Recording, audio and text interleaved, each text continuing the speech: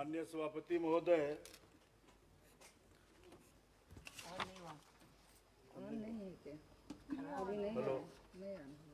माननीय सभापति महोदय,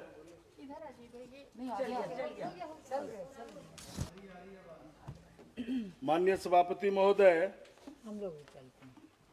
आपने मुझे रेलवे अनुदान मांगों की चर्चा में बोलने का अवसर दिया। आपका बहुत बहुत धन्यवाद। मैं इस गरिमामयी सदन के समक्ष माननीय रेल बजट पर कुछ कहना चाहता हूं। सबसे पहले मैं माननीय प्रधानमंत्री जी और माननीय रेल मंत्री जी और वित्त मंत्री जी का आभार व्यक्त करता हूं और बधाई देता हूं, धन्यवाद भी देता हूं। आज सबसे पहले मैं बताना चाहता हूं कि माननीय प्रधानमंत्री जी का धन्यवाद पीयूष गोयल जी का कि प्रमुख बातों पर ध्यान रखते हुए कि भारतीय रेल बजट के समक्ष प्रस्तुत किया है। यह बजट सामाजिक और आर्थिक दृष्टि से भी महत्वपूर्ण है। पिछले 5 वर्षों में कुछ खास बातों पर विशेष ध्यान दिया गया है, जैसे यात्री किराया का बढ़ोतरी न होना, साफ सफाई, खान पान, हेल्पलाइन नंबर, नए प्लेटफार्म, स्टेशनों का पुनर्विकास इत्यादि सम्मिलित है। महोदय, समय का अभाव के कारण मैं अपने क्षेत्र के विषय में भी कुछ कहना चाहूँगा। मैं उस क्षेत्र से आता हूँ, अररिया लोकसभा, बिहार के नेपाल के बॉर्डर से मैं आता हूँ और पश्चिम बंगाल से सटा हुआ है। महोदय, हमारे यहाँ से मात्र 2 ट्रेनें चलती है। दिल्ली आने के लिए हमारे यहाँ एक ट्रेनें चलती है सीमांचल एक्सप्रेस, दूसरी ट्रेन चलती है जोगबनी से कलकत्ता। जोगबनी उस जगह अवस्थित है महोदय कि नेपाल बॉर्डर से अवस्थित है और नेपाल से हमारा जो रिश्ता है वह रोटी और बेटी का है और वहाँ एक पर्यटक दृष्टि से भी वहाँ से कोई अच्छी ट्रेन नहीं है और उस ट्रेन में खान पान का भी व्यवस्था नहीं है। 30-30 घंटा 28 घंटा लोगों को भूखे आना पड़ता है। और जोगबनी से कलकत्ता जो ट्रेन सप्ताह में 3 दिन चलती है, मैं चाहूँगा माननीय मंत्री जी को आपके माध्यम से कि वह ट्रेन लगातार चले, रेगुलर। दूसरा कि हमारे यहाँ सुपौल से अररिया, अररिया से गलगलिया, मैं धन्यवाद देता हूँ। उसमें पिछले बार भी कुछ राशि का आवंटन किया, दोनों तरफ से 20-22 किलोमीटर करके टेंडर हुआ है और काम हो रहा है, लेकिन इस बार उसमें पैसा का कमी है। मैं माननीय मंत्री जी से कहना चाहूँगा कि उसमें धन का मुहैया किया जाए और वह काम को पूर्ण किया जाए समय से।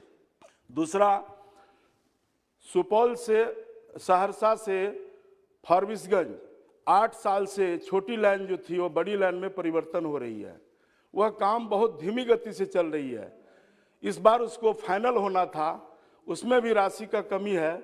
मैं माननीय मंत्री जी से आग्रह करूंगा कि उसमें भी धन का मुहैया किया जाए ताकि वह परियोजना समय से पूरा हो। तीसरा कि अम्रपाली एक्सप्रेस महोदय, मैं सरकार से और माननीय मंत्री जी से बहुत बातें नहीं करना चाहता हूं कि एक अम्रपाली एक्सप्रेस कटिहार से अमृतसर तक चलती है और वह आके 11-11 घंटा कटिहार में खड़ी होती है और 110 किलोमीटर अगर उसको जोगबनी पीछे कर दिया जाए तो वहाँ से अम्रपाली एक्सप्रेस जोगबनी से अमृतसर के लिए चलाया जाए। बिहार की राजधानी पटना है महोदय, अनेक कामों से लोग पटना आना जाना पड़ता है बिहार से। बिहार पटना आने के लिए कोई ट्रेन नहीं है।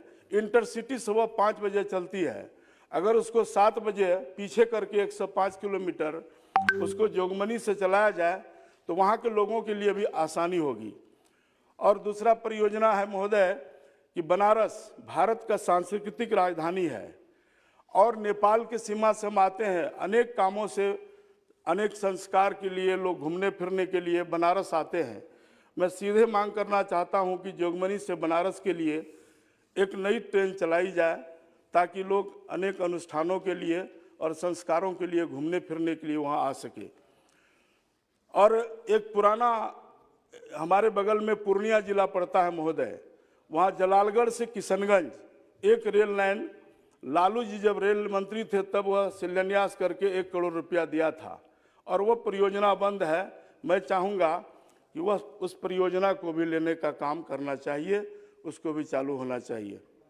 महोदय, वह क्षेत्र पिछड़ा है और मैं आपके माध्यम से ये कहना चाहता हूं कि जो भी पुराना योजना है, चाहे वो सुपौल से अररिया, अररिया से गलगलिया, इन योजनाओं को जल्दी चालू करना चाहिए। और कटिहार से जोगबनी, महोदय, मैं मांग करना चाहता हूं कि कटिहार से जोगबनी दोहरीकरण किया जाए और उसको इलेक्ट्रिक वाली जो बिजली वाली लाइन है वह उसको चालू किया जाए।